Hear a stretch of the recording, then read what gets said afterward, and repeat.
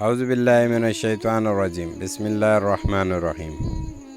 پچھلی قسط میں قصی بن کلاب کا ذکر کیا گیا۔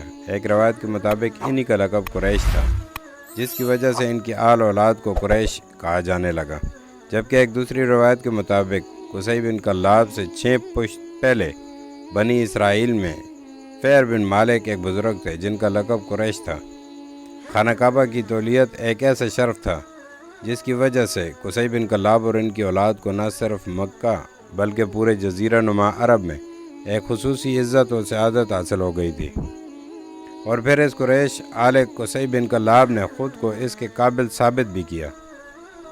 قصی بن کلاب نے نہ صرف خانہ کعبہ کا جملہ انتظام کا بندوبست کیا بلکہ اس سے آگے بڑھ کر مکہ کو باقاعدہ ایک ریاست کا روپ دے کر 6 مختلف شعبے قائم کیے اور انہیں قابل لوگوں میں تقسیم کیا، جسے اس کی وفات کے بعد ان کے پوتوں نے باہم و فہم و تفہیم سے 6 شعبوں سے بڑھا کر 10 شعبوں میں تقسیم کر کے آپس میں بانٹ لیا، اور یہی نظام بعثت نبوی صلی اللہ علیہ وسلم تک بڑی کامیابی سے چلایا گیا۔ اس تقسیم کے نتیجے میں آپ صلی اللہ علیہ وسلم کے جد امجد حضرت ہاشم کو سقایا، حاجیوں کو پانی پلانے کا کام، عمار البیت، حرم میں نظم و ضبط قائم رکھنا اور احترام حرم کا خیال رکھنا، اور افاظہ حج کی قیادت کرنا کی خدمت سونپی گئی، جو ان کے بعد بنو ہاشم کے خاندان میں نسل در نسل چلتی رہیں۔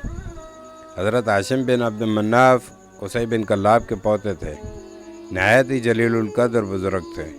انہوں نے شاہ حبشہ اور کیسر روم سے بھی اپنے سفارتی تجارتی تعلقات قائم کر لیے تھے، جبکہ مختلف قبائل عرب سے بھی معاہدات کر لیے تھے۔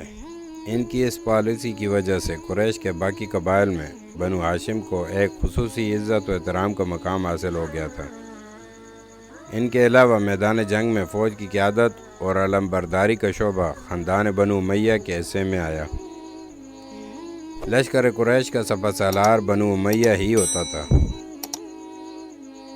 چنانچہ حرب جو حضرت ہاشم کے بھتیجے امیہ کے بیٹے تھے، ان کو اور ان کے بیٹے حضرت ابو سفیان کو اسی وجہ سے قریش کے لشکر کی قیادت سونپی جاتی تھی، جبکہ حضرت ابو بکر صدیق رضی اللہ تعالیٰ عنہ کے خاندان بنو تیم بن مرہ کو اشناک یعنی دیوانی فوجداری، عدالت، دیت اور جرمانے کی وصولی اور تعین کی ذمہ داری سونپی گئی۔